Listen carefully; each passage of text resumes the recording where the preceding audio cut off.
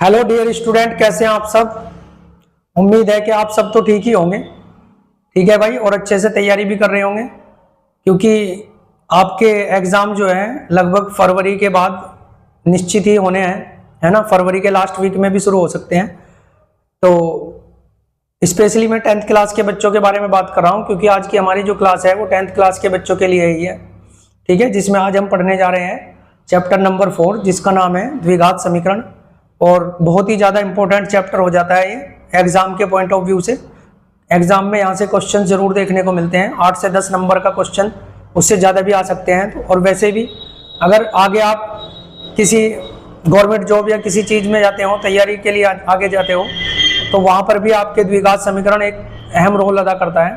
तो कुल मिलाकर बात यह है कि द्विघात समीकरण जो आज हम पढ़ने जा रहे हैं एक बहुत ही इम्पोर्टेंट चैप्टर है और आप लोगों को बहुत ध्यान से समझना है। ठीक है, और मैं भी कोशिश करूंगा कि सारी चीज़ें आप लोगों को अच्छे से समझा पाऊँ। तो चलिए भाई, शुरुआत करते हैं हम आज की अपनी इस क्लास की, जिसमें पढ़ना है हमें 4.1 प्रश्नावली, और जिसका नाम द्विघात समीकरण मैं आप लोगों को पहले से बता चुका हूँ। इसके बारे में थोड़ा सा मैं आपको बता दूँ ताकि फिर हम क्वेश्चन करने शुरू करें अपने, है ना। तो सबसे पहले इसमें लिखा हुआ है द्विघात समीकरण। तो समीकरण तो आपको पता ही है ना, किस तरह से होती हैं, क्योंकि अभी हम पढ़ के भी आए हैं पीछे। रेखीय समीकरण भी पढ़ के आए हैं। रेखीय समीकरण इस तरीके से थी भाई, ठीक है, ऐसे। तो इसको रेखीय और द्विघात समीकरण की अगर मैं बात करूं तो इस तरीके से 5x² + 2x, है ना, प्लस 5 = 0, कुछ भी इस तरीके से हो सकता है। तो इसको रेखीय और इसको द्विघात क्यों बोलते हैं मैं थोड़ा सा बता दूं। वैसे तो जो बच्चा मेरे से रेगुलर पढ़ रहा है उसको पता ही है कि रेखीय समीकरण क्यों है, क्योंकि भाई इसमें कोई भी पावर नहीं दिखाई दे रही है आपको, है ना। देखो, इसकी पावर कुछ नहीं है, इसकी पावर कुछ नहीं है। पावर वैसे तो एक है लेकिन एक को हम काउंट नहीं कर रहे ना, तो ये नॉर्मली इस तरीके से है, तो इसलिए ये रेखीय समीकरण है। लेकिन इसमें जो सबसे बड़ी पावर है वो 2 है। इसमें सबसे बड़ी पावर क्या है? 2 है, इसलिए ये द्विघात समीकरण है। अगर कभी ऐसा होता कि x की पावर 3 + x² प्लस ऐसे घटती हुई जाएगी ना घात, और प्लस 5x कुछ होता है, प्लस और 10 यहाँ पे कुछ होता है इस तरीके से, तो आप समझ सकते हैं इसमें सबसे बड़ी पावर जो है 3 है, तो ये त्रिघात समीकरण होती है। ऐसे ही अगर सबसे बड़ी पावर 4 है तो चतुर्घात समीकरण हो जाएगी। ठीक है, तो समझना इस तरीके से है कि ये घात ऐसे घटती हुई जाती है। ये 2 है तो ये 1 है, ये 3 थी, 2 और 1। ठीक है, तो ये चीज़ तो आपको समझ आ गई होगी भाई। इसको मैं थोड़ा सा रेज कर देता हूँ और फिर हम आते हैं अपनी प्रश्नावली के क्वेश्चन नंबर फर्स्ट पे। ठीक है, तो फर्स्ट में हमें सिर्फ सिंपली इतना बताना है कि जांच कीजिए कि क्या निम्न द्विघात समीकरण है। तो आपको सिर्फ ये बताना है कि ये द्विघात, एक कुछ प्रॉब्लम्स दी हुई है इस तरीके से। 3 क्वेश्चन मैंने लिख लिए ताकि मैं 3 क्वेश्चन एक साथ आपको फटाफट बता सकूं और टाइम भी हमारा बच जाए। तो इस तरीके से लिखी हुई है। आपको नॉर्मली सिर्फ ये बताना है कि ये द्विघात समीकरण है या नहीं है, इसको नॉर्मली सोल्व करके गणितीय विधि के द्वारा। ठीक है, तो मैं इसको सोल्व करना शुरू करता हूं भाई। तो आपको दिखाई दे रहा होगा कि यहाँ x + 1 का होल स्क्वायर है, यानी ये वाली कंडीशन हो रही है कि a + b का होल स्क्वायर। ठीक है भाई, a + b का होल स्क्वायर क्या होता है? इसमें a का स्क्वायर प्लस b का स्क्वायर प्लस 2ab। ठीक है, जिनको पता है बहुत अच्छी बात है, जिनको नहीं पता, हो सकता है कोई एक ऐसा स्टूडेंट हो कि इसके इस फॉर्मूले का नहीं पता, तो हमेशा क्या करना है, जब भी ये प्लस होगा इनके बीच में, तो a का स्क्वायर प्लस b का स्क्वायर प्लस 2ab करना है भाई। अगर कभी ऐसा होता है a - b का होल स्क्वायर, तो आपको करना था a² प्लस b² बस -2ab करना था। यानी प्लस होने पर सारे प्लस हैं और माइनस होने पर केवल 2 से पहले माइनस है। तो ये थोड़ा सा ध्यान रखना, है ना। ये चीज तो आपको एक बार में ही समझ आ जाएगी भाई, ये तो याद ही रखना है, फॉर्मूला है। अब मैंने ये क्यों बताया है, क्योंकि यहाँ पे मैं इसको x की जगह a मानता हूँ और एक की जगह b मानता हूँ। तो जब मैं इसको हल करना शुरू करता हूँ तो इस तरीके से करना पड़ेगा कि x + 1 का होल स्क्वायर बराबर इसको मैं है ना, पहले लिख लो, x + 1 का होल स्क्वायर बराबर 2x - 3, ये है भाई। फिर मैं क्या करूँगा, इसका स्क्वायर जब खोलूँगा तो ये a है, तो a का स्क्वायर यानी x² प्लस यहाँ b की जगह 1 है तो 1 का स्क्वायर प्लस है ना बीच में, तो प्लस 2, a कितना है यहाँ x और b कितना है 1, मैंने लिख दिया, है ना। वैसे तो लिखने की जरूरत नहीं थी, मैंने फिर भी लिख दिया। 2 के साथ a आ गया गुणा में और b भी आ गया बराबर। अब इस 2 की गुणा पहले x में होगी भाई 2x, बीच में माइनस है तो माइनस लिखो, फिर 2 की गुणा 3 में होगी, 2 3 कितना हो गया 6, इस तरीके से हो गया। अब क्या करना है, 1 का स्क्वायर आपको पता है 1 ही होता है, तो इसे लिख लो x का स्क्वायर प्लस ये 1 हो गया, और प्लस इसे 1 की गुणा करोगे तो खत्म हो जाएगा 1, है ना, तो ये 2x बचेगा और बराबर ये 2x - 6। अब एक चीज आपको देखनी है कि यहाँ पे 2x है और ये भी 2x है, बराबर के उधर भी प्लस का है इधर भी, तो ये कट जाएगा भाई, ये क्या हो जाएगा, कट जाएगा। ठीक है, और उसको मैं चाहूँ तो इधर ला सकता हूँ, है ना, उसको मैं इधर ला सकता हूँ तो वो प्लस हो जाएगा, यानी एक्स स्क्वायर प्लस 1 प्लस 6 बराबर 0 बचेगा। तो इस दोनों को मैं जोड़ दूँ तो एक्स स्क्वायर प्लस कितना आ गया भाई 7 और बराबर 0। तो मैं कह सकता हूँ कि यह एक द्विघात समीकरण है, अतः यह एक द्विघात समीकरण है। ठीक है, इससे पहले मैं एक चीज सिखाना चाह रहा हूं आपको भाई। देखो, आप कहोगे कि सर आपने तो अभी बताया था कि एक्स स्क्वायर प्लस और एक एक्स की घात भी होनी चाहिए और प्लस 7 और इस तरीके से कुछ होना चाहिए था, लेकिन मैं आपको बता दूं कि ये क्या है, चर पद है ना, और ये क्या है, अचर पद है। तो इसमें एक चीज समझना, आप एक थोड़ा सा समझ लो, एक पॉइंट और बस।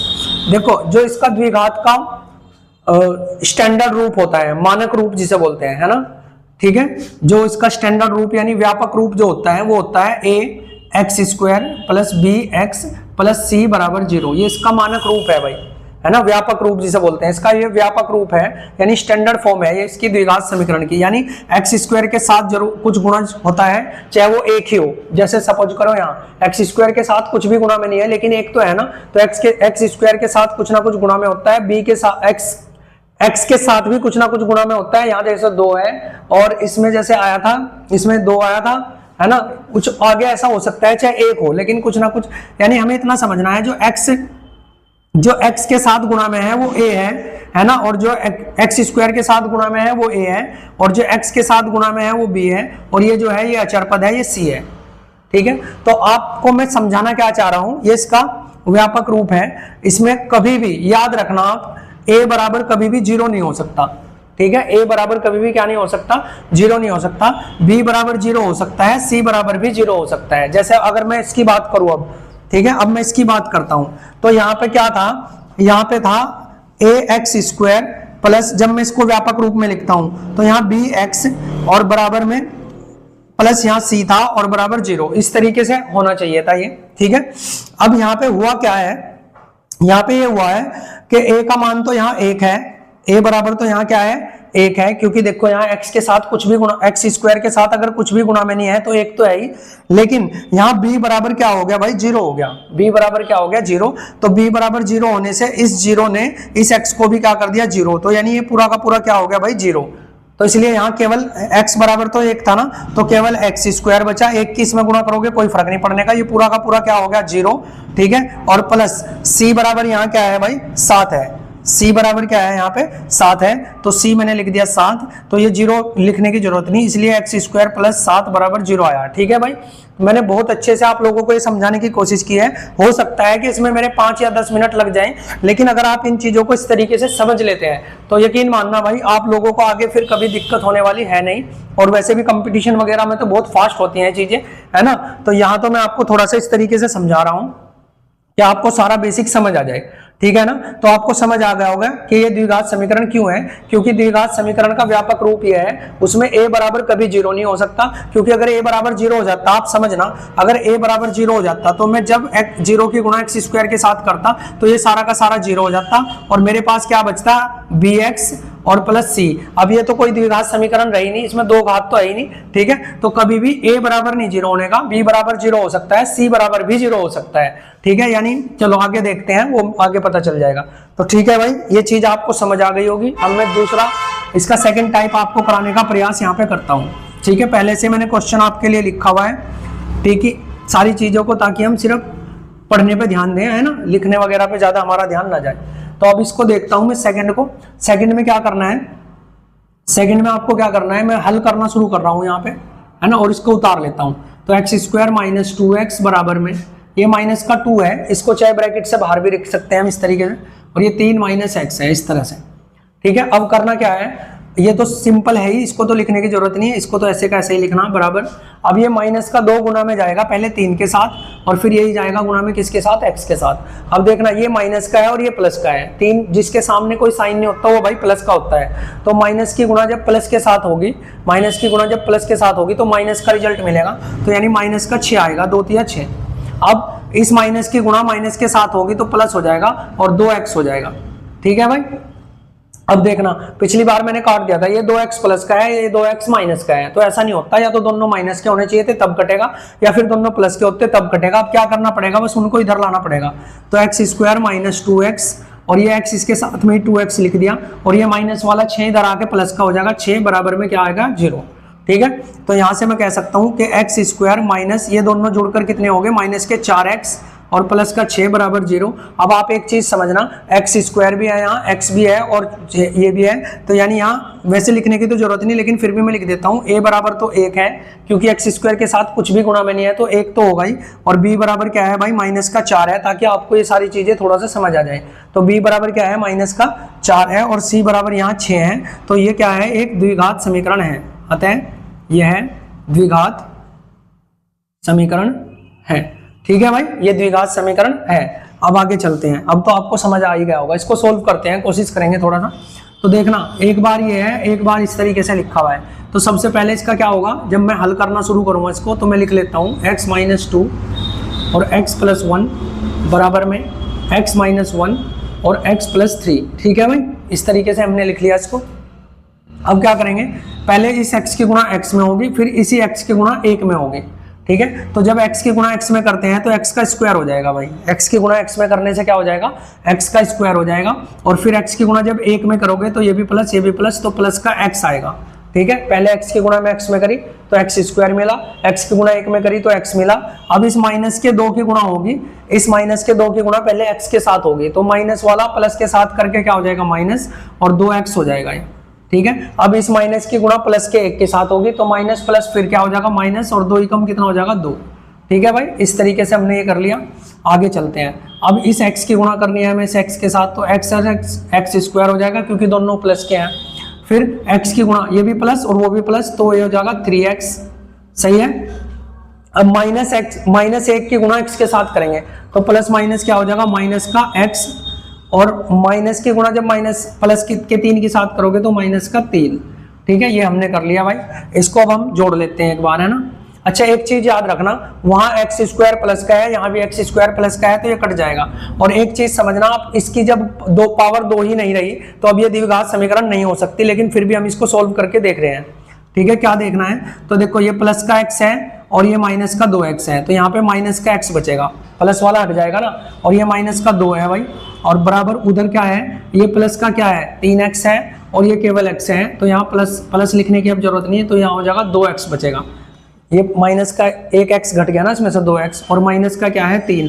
अगर इधर लाना है तो उसको इधर ले आते हैं, तो ये माइनस का x है ना, माइनस का x, वो इधर आके माइनस का 2x, माइनस का 2 है, और वो इधर आके प्लस का 3 बराबर क्या हो गया 0। तो जब इनको हम सोल्व करेंगे तो क्या आएगा, यहाँ से माइनस के 3x हो जाएंगे, दोनों जुड़ जाएंगे ना। अब अगर प्लस माइनस होते हैं तो घट जाते हैं, जुड़ जाएंगे, तो यहाँ पे बचेगा प्लस का 1 बराबर 0, और ये द्विघात समीकरण नहीं है। अतः हम कह सकते हैं, अतः यह है द्विघात समीकरण नहीं है। ठीक है भाई, इस तरीके से हमने इनको समझाया। तो उम्मीद है कि मैं आप लोगों को बहुत अच्छे से सारी चीजें समझा पाया हूँ, क्योंकि ये बहुत ही ज्यादा इंपॉर्टेंट है आपके एग्जाम के लिए। तो आपको भी बहुत अच्छे से पढ़ना है, और जो स्टूडेंट आज पहली बार क्लास को देख रहे हैं उनको चैनल को सब्सक्राइब कर लेना है, और लाइक जरूर करके कमेंट करके बताया करो भाई कि आपको क्लासेस कैसे लगती हैं, क्योंकि जब आप लोग ज़्यादा से ज़्यादा चैनल के साथ जुड़ेंगे तभी थोड़ी चीज़ें अच्छी हो पाएंगी। वैसे तो हमारा प्रयास रहेगा कि आपको सारी अच्छी चीज़ें सिखाएं। तो नेक्स्ट क्वेश्चन देखते हैं अब हम यहाँ से।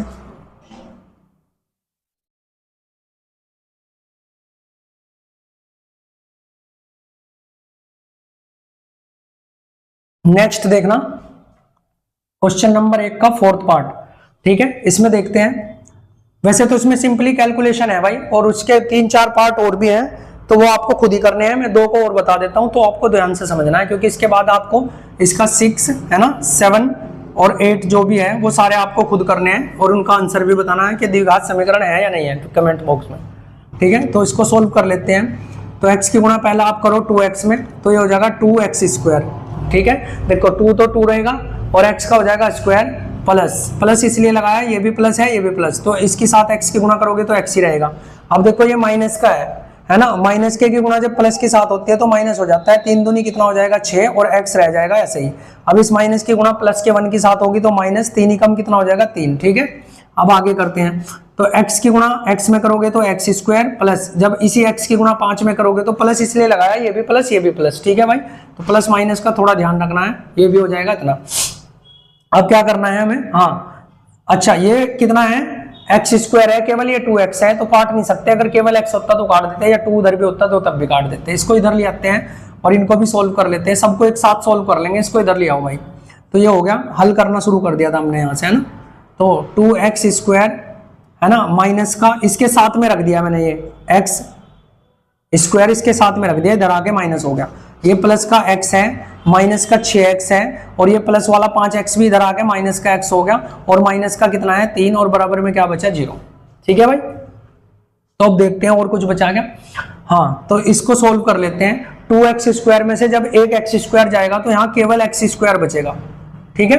अब क्या करना है, देखो ये माइनस का और ये माइनस का जोड़ के कितने हो गए, जुड़ के कितने हो गए माइनस के 11x, और इसमें से प्लस का x घटा दो तो यानी यहाँ पे बचेगा माइनस का 10x, क्या बचेगा माइनस का 10। इन तीनों को जब सोल्व करोगे, माइनस का क्या है 3 और बराबर में क्या है 0, तो आप समझ सकते हैं कि इसमें x की पावर 2 है और x भी है और अचर पद भी है, तो इसको हम बोल सकते हैं कि अतः यह एक द्विघात समीकरण है, ठीक है भाई। सेकंड पे आते हैं, फिफ्थ पे, इसको सोल्व कर लेते हैं। तो देखो 2x की गुणा जब x में करोगे तो 2 तो 2 ही रहेगा और x का क्या हो जाएगा स्क्वायर, ठीक है। अब मैं डायरेक्ट कर रहा भाई, थोड़ा सा समझना है आपको।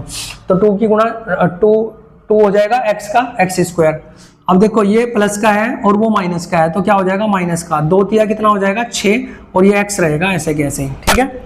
अब क्या करना है, इस माइनस के 1 की गुणा प्लस के x के साथ होगी तो प्लस माइनस माइनस हो जाएगा और x रह जाएगा, और अब इस माइनस की गुणा माइनस के साथ, देखो ये भी माइनस ये भी माइनस, तो माइनस और माइनस की गुणा हमेशा क्या हो जाती है प्लस, और ये 3 ही कम 3 हो जाएगा बराबर। इधर ऐसे इसको सोल्व करना है, पहले x की गुणा करो इसमें, तो x का स्क्वायर हो जाएगा, है ना, ये प्लस का वो माइनस का, तो बीच में माइनस और x ही कम x आ जाएगा।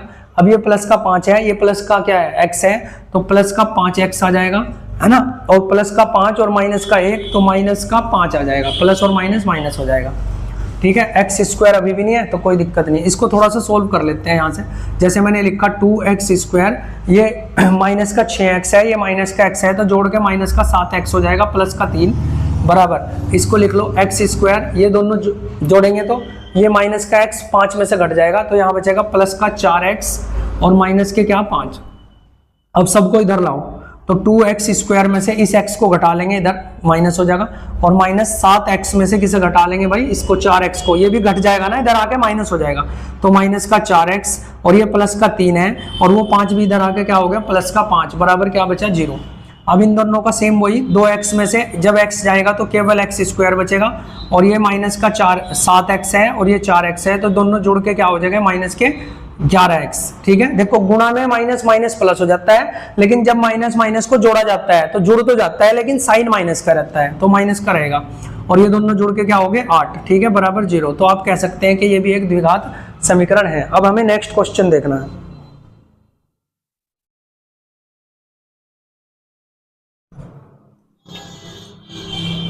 तो नेक्स्ट देखते हैं भाई,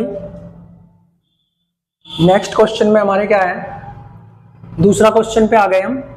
निम्न स्थितियों को द्विघात समीकरण के रूप में निरूपित करना है। तो केवल हमें ऊपर स्टेटमेंट ये दिया हुआ है कि द्विघात समीकरण बनाना है और कुछ नहीं है। बाकी क्वेश्चन में हमें दिया हुआ है एक आयताकार भूखंड का क्षेत्रफल, है ना, एक क्षेत्रफल कितना है 528 मीटर स्क्वायर है ना भाई, क्षेत्रफल स्क्वायर में होगा ना। क्षेत्र की लंबाई मीटर में, चौड़ाई के दुगने से एक अधिक है, ये देख लेंगे हम। हमें भूखंड की लंबाई और चौड़ाई याद करनी है। वैसे हमें ऊपर केवल बोल रहा है कि द्विघात समीकरण बनानी है, तो हमें सिर्फ इतना ही काम करना है, इसकी ज्यादा हमें जरूरत नहीं पड़ने की। तो इतना आपको पता होना चाहिए कि आयत क्या होता है, पहले तो ये पता होना चाहिए। एक आयताकार भूखंड है तो आयत ऐसा होता है भाई जिसकी लेंथ ज्यादा होती है ना और चौड़ाई कम होती है, ये बी, और ये लंबाई, या लंबाई और लंबाई सेम होती है ना, लेंथ और लेंथ दोनों सेम होती है, चौड़ाई चौड़ाई के सेम होती है, तो इस तरीके से वो एक आयत होता है, ठीक है। तो आयत पता चल गया। अभी हम इसको क्वेश्चन को हल करना शुरू करते हैं, बस हल।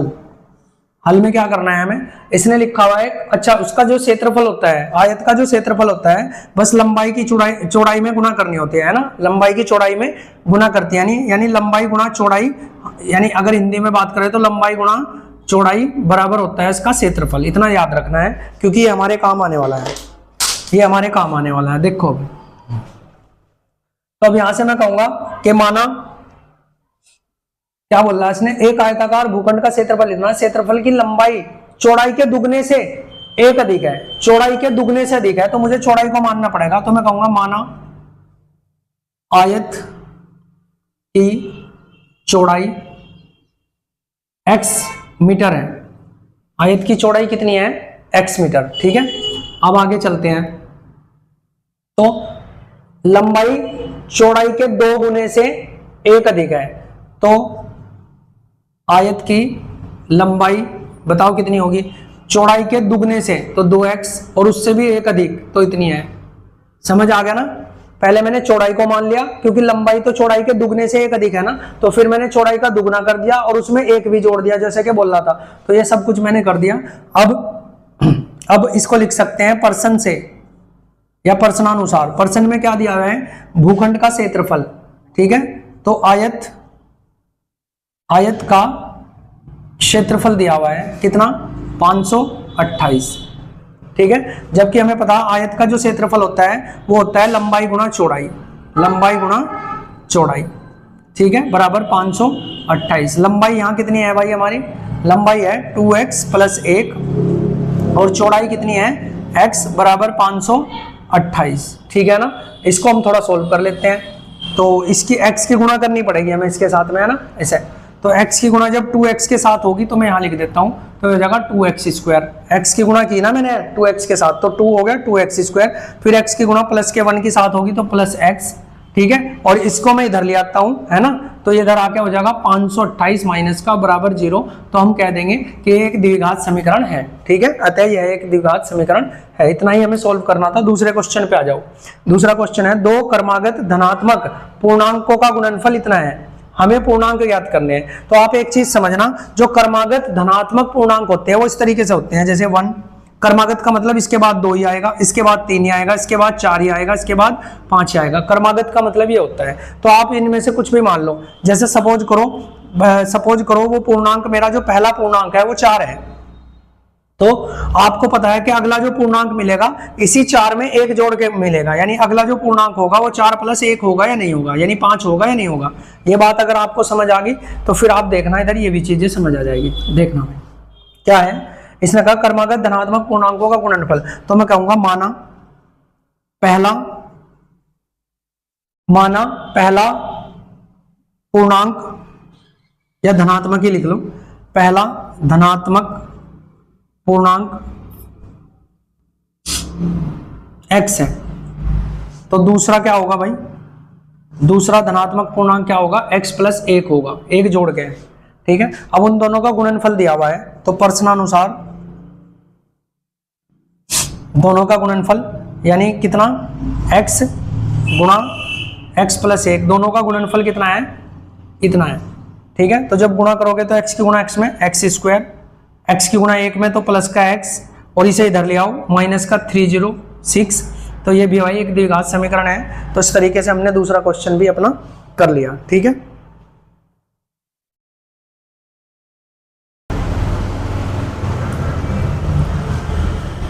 तो नेक्स्ट क्वेश्चन की बात करते हैं, जो कि क्वेश्चन नंबर 2 का क्या कौन सा है, 3rd पार्ट है ना, 3rd और 4th हम कर देंगे, और इसके बाद ये जो प्रश्नावली है 4.1 ये समाप्त हो जाएगी, ठीक है।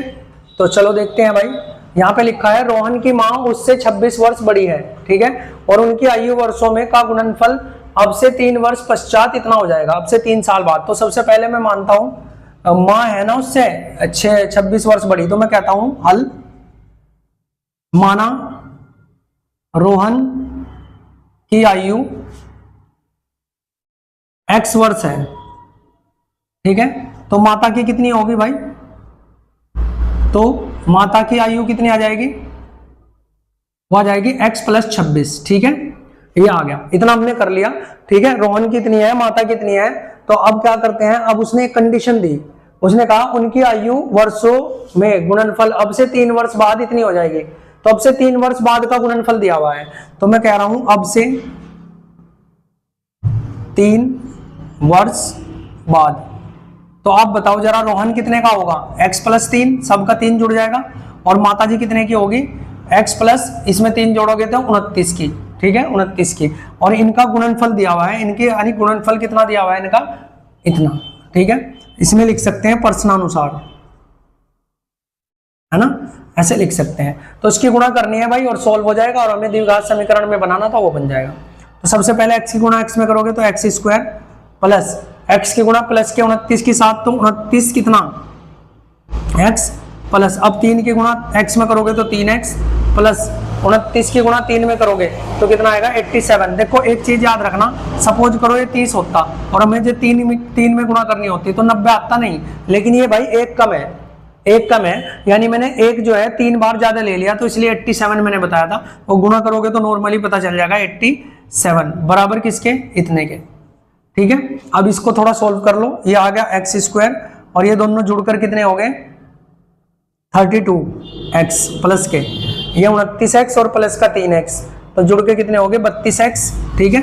और उसको इधर ला के घटा लो भाई, 87 माइनस ये इतना बराबर 0। तो जब घटेगा तो कैसे घटेगा बताओ, 360 में से घटाना है हमें किसे, 87 को, ठीक है। तो कैसे करोगे, एक इधर हासिल ले लोगे तो कितना हो जाएगा 10, 10 में से जब 7 जाएगा तो 3 बचेगा, यहाँ पे बचा 5, एक उधर ले लोगे तो 5 15, 15 में से 8 जाके बचता है 7, ठीक है। और वहां पे कितना बच रहा है 2, तो 2 लिख लेंगे, यानी माइनस का लिखेंगे लेकिन, तो x² प्लस 32x माइनस का कितना 273 बराबर 0, ठीक है भाई। ये द्विघात समीकरण के रूप में है, तो अतः यह द्विघात समीकरण के रूप में है, ये हमने इसकी द्विघात समीकरण का रूप बना दिया इस प्रॉब्लम से। अब नेक्स्ट क्वेश्चन देखते हैं, इसमें क्या लिखा हुआ है, इसमें लिखा है एक रेलगाड़ी 480 किलोमीटर की दूरी समान चाल से तय करती है, ठीक है। तो गाड़ी की चाल अभी दी नहीं है, कोई दिक्कत नहीं, यदि दूसरी चाल नहीं, यदि उसकी चाल 8 किलोमीटर प्रति घंटा कम होती, तो कम भी होती, ठीक है,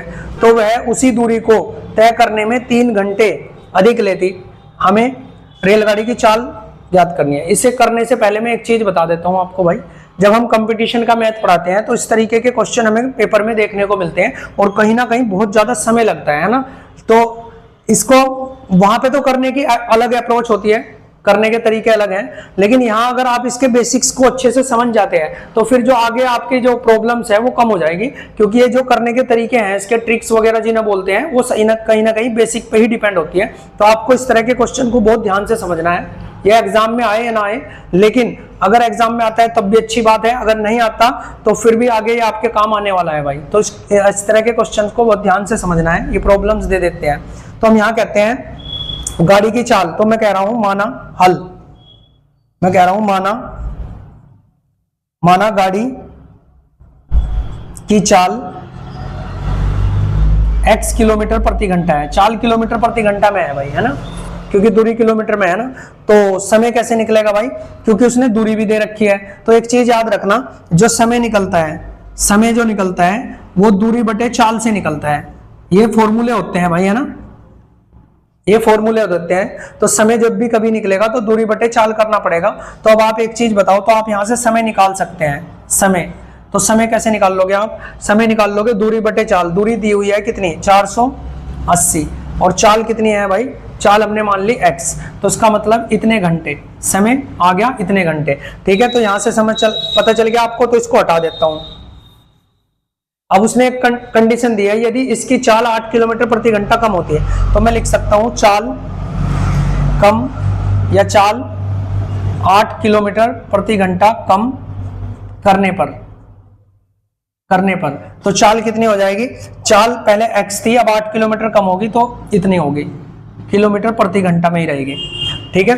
तो अब समय क्या होगा भाई, तो अब आप समय बता सकते हो, तो दूरी तो वही है ना। अब समय क्या होगा, अच्छा पहले समय कितना लग रहा था 3 घंटे, नहीं हाँ ये तो दिया हुआ है ना, दूरी को तय करने में किलोमीटर कम कर दी तो वही दूरी तय करने में 3 घंटे अधिक लगते हैं। तो अब जो समय निकलेगा पहले समय से, यानी 480 बटे x से 3 घंटे ज्यादा लगेंगे, ठीक है, नॉर्मल है भाई। देखो मैं एक बार कोशिश करता हूँ दोबारा समझाने की। मैं मानता हूँ कि क्वेश्चन हार्ड है, लेकिन फिर भी समझना तो है ना। ठीक है, तो उसने कहा था एक रेलगाड़ी इतने किलोमीटर की दूरी को समान चाल से तय करती है। तो चाल मुझे पता नहीं, तो मैंने कह दिया कि गाड़ी की चाल x है। और समय कैसे निकलता है भाई, चाल को किससे भाग करके, सॉरी दूरी को चाल से भाग करके। तो मैंने इस दूरी को चाल से भाग कर दिया, यहां से समय आ गया। फिर उसने कंडीशन दी है कि अगर चाल कम होती 8 किलोमीटर, तो भाई आप कितना समझोगे कि जैसे पहले x थी, अब 8 कम होती तो x माइनस 8 ही तो होती ना। सपोज करो पहले 20 थी, तो अब 8 कम होगी, तो आप 8 कम करोगे तो 12 ही तो होगी, यानी 20 में से 8 घटा के ही तो बताओगे। यहाँ की मेरे पास x की वैल्यू नहीं है, तो इसलिए मैंने माइनस में लिख दिया। तो बहुत नॉर्मल सी बात है, ये आ गया। अब जो समय होगा वो पहले समय से 3 घंटे अधिक होगा। तो पहले समय कितना था, इतना, तो ये 3 घंटे अधिक हो गया। ठीक है, यहाँ तक तो कोई दिक्कत नहीं। अब इसको थोड़ा सा और सोल्व करते हैं हम, यहाँ तक आपको कोई समस्या नहीं है। तो अब मैं क्या कर सकता हूँ, अब मैं कह सकता हूँ, तो अब चाल क्या होगी बताओ। अब जो चाल होगी, चलो ऊपर लिख लेते हैं यार यहाँ पे। अब जो चाल होगी, इसलिए चाल बराबर कितनी होगी, दूरी बटे समय, वही पहले की तरह दूरी बटे समय। तो दूरी कितनी है, दूरी उतनी है। चाल कितनी निकाल रखी है हमने, अब हमारी जो चाल है वो इतनी है। तो चाल की जगह मैं चाल लिख लूंगा माइनस के 8, x माइनस 8 बराबर दूरी कितनी, दूरी फिक्स है 480, दूरी में कुछ नहीं हुआ। समय कितना लगा, अब का जो समय है वो है 480 बटे में x प्लस में 3। ठीक है, इसको सोल्व करना है हमें, यहां से हम समीकरण निकाल लेंगे अपनी। ठीक है, तो इसको लिखते हैं x माइनस 8 बराबर, ठीक है, इसको थोड़ा सा नीचे लिख लो, है ना, x माइनस 8 ये इधर वाला बराबर 400। देखो ये क्या होगा, इसकी पहले गुणा होगी इसमें, है ना। तो 480 बटे में जब इसको जोड़ेंगे तो x की गुणा हो जाएगी, यानी 480 प्लस 3x हो जाएगा, और बटे में क्या रह जाएगा x, या अब ये x ऊपर चला जाएगा भाई।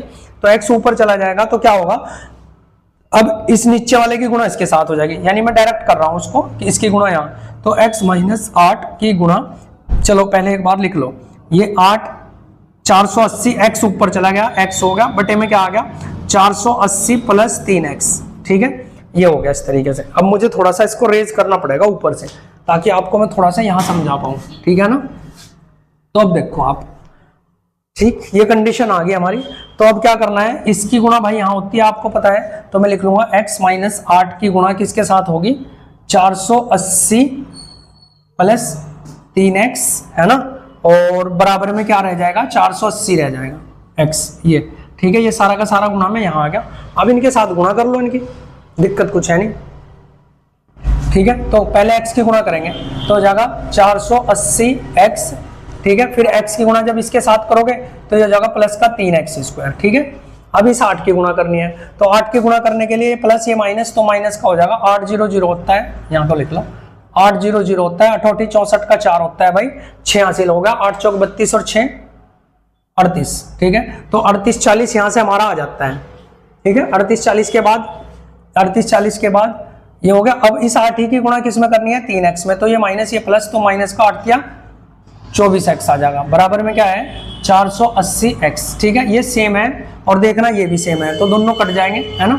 अब क्या करो उस, ठीक है, उधर तो 0 बचेगा ना, तो यहां से लिख लेंगे 3x स्क्वायर माइनस, इस माइनस के 24x को इधर रख लो, कोई फर्क नहीं पड़ने का, और ये माइनस वाला इधर रख लो 38 40, और बराबर में क्या बचा 0। तो भाई ये एक हमारी क्या बनेगी, द्विघात समीकरण। ठीक है भाई, तो मैंने क्वेश्चन को यहाँ से सोल्व करा था, ये कराया और इसी का पार्ट फिर ऊपर गया यहाँ तक। ठीक है, तो उम्मीद है कि आप लोगों को मैं ये चीजें अच्छे से समझा पाया हूँ, और थैंक यू फॉर वॉचिंग, और आप लोगों के सपोर्ट के लिए बहुत बहुत धन्यवाद। ठीक है, और नए लोगों को जुड़ने के लिए बोलो भाई, नए स्टूडेंट क्लास से जुड़ेंगे तो फिर क्लास की जो हमारा जो एक ये फैमिली बन रही है धीरे धीरे ग्रो करेगी, और धीरे धीरे जब सारी चीज़ें ऐसे चलती रहेंगी तो फिर आपकी तैयारी भी बहुत अच्छी होती चली जाएगी। तो ठीक है स्टूडेंट, मिलते हैं नेक्स्ट वीडियो में, बहुत बहुत धन्यवाद।